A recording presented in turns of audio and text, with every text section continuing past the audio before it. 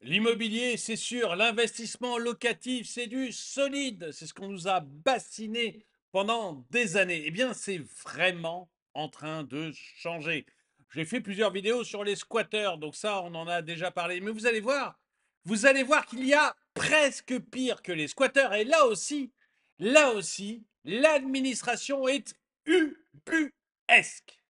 Bonjour et bienvenue dans cette nouvelle vidéo de DME en direct. Comme toujours, si vous n'êtes pas abonné, eh bien, je vous suggère de le faire et de cliquer sur la cloche pour être prévenu lorsque je sors une nouvelle vidéo. Vous allez voir qu'il y a d'autres cas que les squatteurs, mais des cas ubuesques et qu'on retrouve de plus en plus souvent. Et là aussi, l'administration a fait tout ce qu'elle pouvait pour vous mettre des bâtons dans les roues. Bref, c'est à se demander si dans ce pays, on veut vraiment des propriétaires, si on veut vraiment qu'il y ait des gens qui louent à d'autres personnes des biens immobiliers. Vous allez voir, je ne sais pas comment le dire, c'est complètement délirant. L'investissement locatif, longtemps perçu comme un pilier de la stabilité financière, se retrouve confronté à un nouveau fléau. L'abandon de logements par les locataires sans préavis ni consentement des propriétaires. Cette pratique en plein bref, le locataire il se barre. Il se barre, il paye plus et il se barre. Il vous a pas prévenu, il vous le dit pas. Démerdez sich. Mais vous allez voir que l'administration, en plus, il met son grain de sel et alors là, le rêve. Ça devient le rêve, ou plutôt le cauchemar. Cette pratique en plein essor, selon les observatoires de la Chambre nationale des commissaires de justice, CNCJ, suscite des inquiétudes croissantes parmi les bailleurs. Vous allez voir, le CNCJ, la Chambre nationale des commissaires de justice, c'est les huissiers, hein, grosso modo. Donc c'est sérieux, vous voyez, c'est pas un truc de rigolo, c'est sérieux. Les chiffres révèlent une tendance alarmante.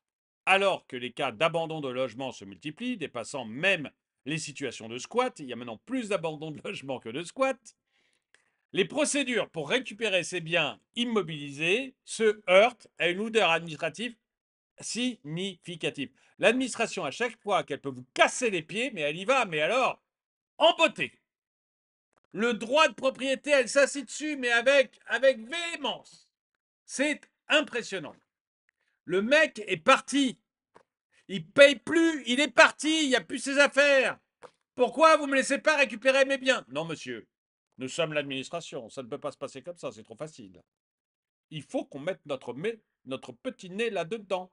Il faut qu'on mette notre petit nez là-dedans. Voir à quel point on peut encore embêter la vie des gens.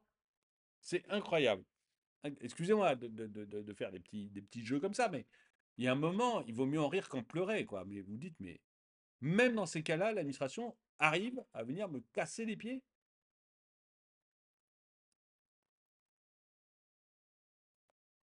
Et donc, ce n'est pas un cas isolé. En 2023, environ 5000 procès-verbaux ont été dressés pour des cas d'abandon de logement, marquant une augmentation notable par rapport aux années précédentes, où ces incidents étaient moins fréquents. 5000 quand même, ça commence à faire du monde. En comparaison, les cas de squat, bien que médiatisés, restent en nombre limité, tandis que les expulsions locatives pour impayés de loyer demeurent un problème persistant touchant près de 8600 foyers l'an dernier.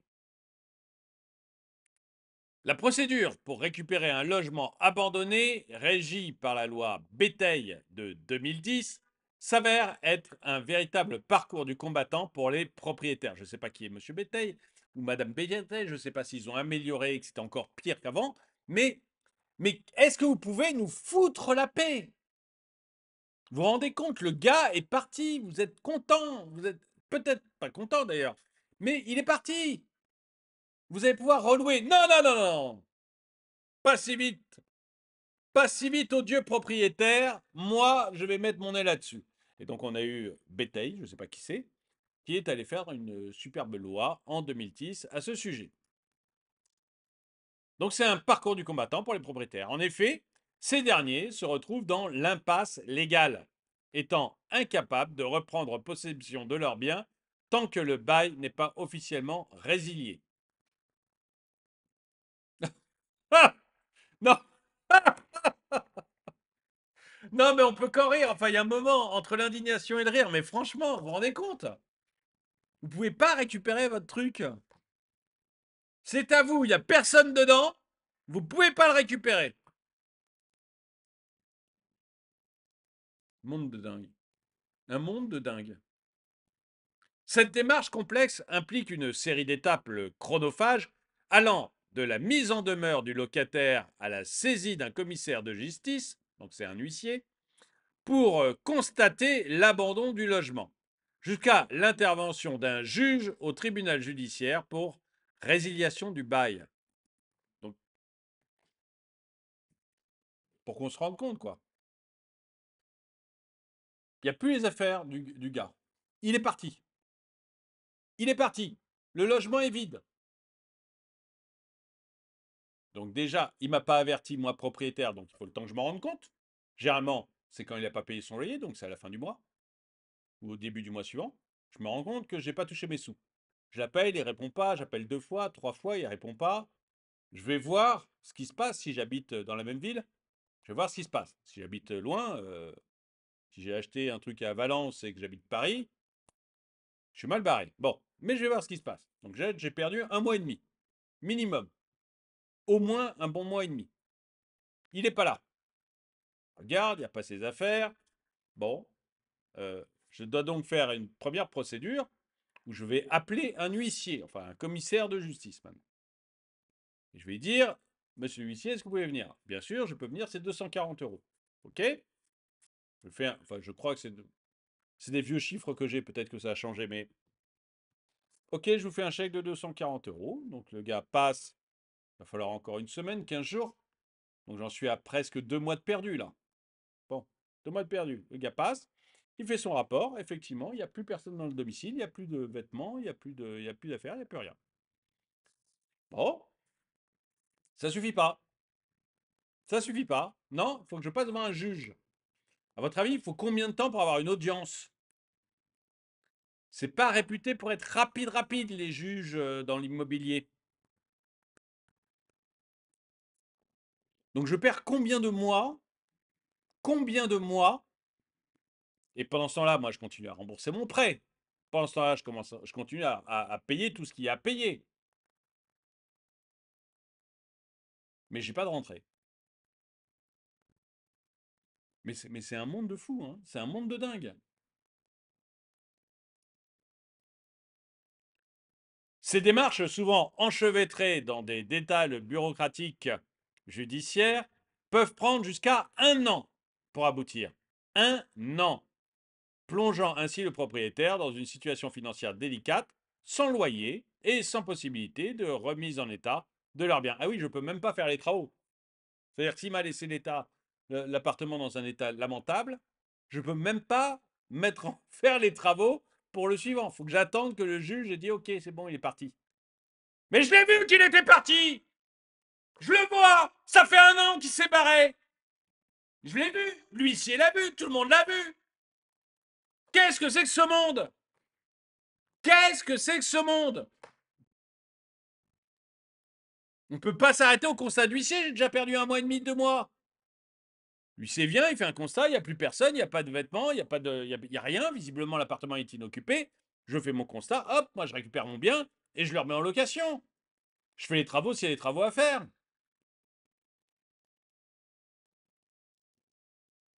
Qu'est-ce que c'est que ce monde de complexité qu'on est en train de nous créer, enfin? 1 an pour récupérer un appartement vide. Et après, on s'étonne qu'il n'y ait plus de propriétaires qui louent. Le CNCJ, consciente de l'urgence de la situation, appelle à une accélération de la procédure afin de réduire les délais à une période plus raisonnable, idéalement entre 2 et 3 mois. C'est long, mais c'est voilà, il faut aussi être raisonnable. Cette mesure Cette mesure permettrait non seulement de soulager les propriétaires des contraintes administratives pesantes, mais contribuerait également à une mise plus rapide des logements sur le marché, répondant ainsi à la demande croissante dans les zones urbaines souffrant de pénurie de logements. L'essor de l'abandon de logement met en lumière les lacunes du cadre législatif actuel en matière de protection des propriétaires. Dans une économie où l'investissement immobilier joue un rôle crucial, je vous rappelle que tous les jours, on dit qu'il n'y a pas assez d'investissement immobilier. Tous les jours, on a un gouvernement qui nous dit qu'il n'y a pas assez de logements. Pas assez de logements. Je vous rappelle des étudiants qui devaient dormir sous la tente au camping parce qu'il n'y avait pas de logement dans leur ville, là où ils faisaient leurs études. Je vous rappelle qu'un étudiant sur 10 arrête ses études parce qu'il n'a pas de logement. Je vous rappelle toutes les galères dont on a pu parler ici de gens qui essayent de se loger. Juste de se loger.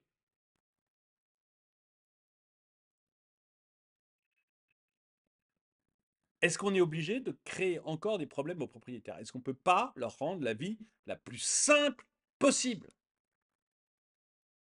Faire en sorte que le logement inoccupé où il n'y a personne, constat d'huissier, c'est réglé. Il fait les travaux qu'il a à faire et il le remet en location.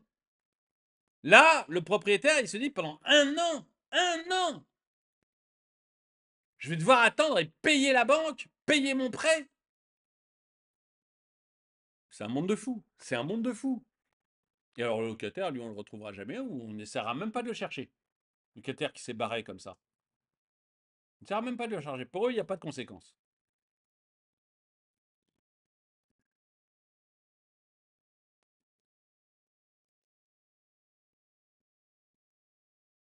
Une réforme des procédures de récupération des logements abandonnés s'avère donc nécessaire pour garantir la sécurité juridique et financière des investisseurs, tout en favorisant. Il y a un truc qui me vient à l'esprit.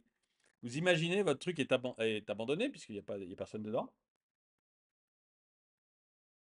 Vous attendez que le juge, vous attendez 6 mois, un an, que le juge ait enfin pris sa décision et dise qu'effectivement le logement est abandonné. Et un peu avant la décision du juge, il y a un squatter qui vient s'installer. Bah ouais, l'appartement est vide, il n'y a personne, hein. Le squatter, il a repéré que cet appartement, il est vide depuis 4 mois, 6 mois, 8 mois. Hop, il rentre dedans. C'est bon, vous êtes reparti pour 50 procédures. Tout va bien. Ça va être la fête à la maison. Mais qui investit encore dans l'immobilier? Mais qui va investir encore dans l'immobilier? Ben écoutez, dites-moi ce que vous en pensez. Dites-moi si vous trouvez ça normal ou si vous êtes d'accord avec moi pour dire qu'on arrive maintenant dans un monde totalement puesque, kafkaïen. Kafkaïen, vous savez, Kafka, qui écrivait justement, qui décrivait souvent une administration pléthorique, qui part dans tous les sens, qui est incompréhensible, qui est folle en fait. Et moi, je trouve qu'on est là-dedans, dans une administration kafkaïenne. C'est fou. C'est délirant. Délirant. Où que vous pointiez votre nez, il y a l'administration pour vous mettre des bâtons dans les roues, en fait. Dites-moi si vous êtes d'accord avec ma vision de ça, ou est-ce que vous pensez que c'est normal aussi qu'on soit obligé de passer par un juge pour constater que la personne n'est plus là.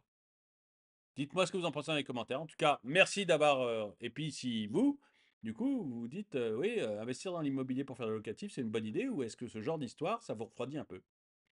Dites-le moi dans les commentaires. En tout cas, merci d'avoir regardé cette vidéo. Mettez-lui un pouce vers le haut, commentez-la, partagez-la. Merci à tous ceux qui soutiennent la chaîne. Et moi, je vous dis à très bientôt.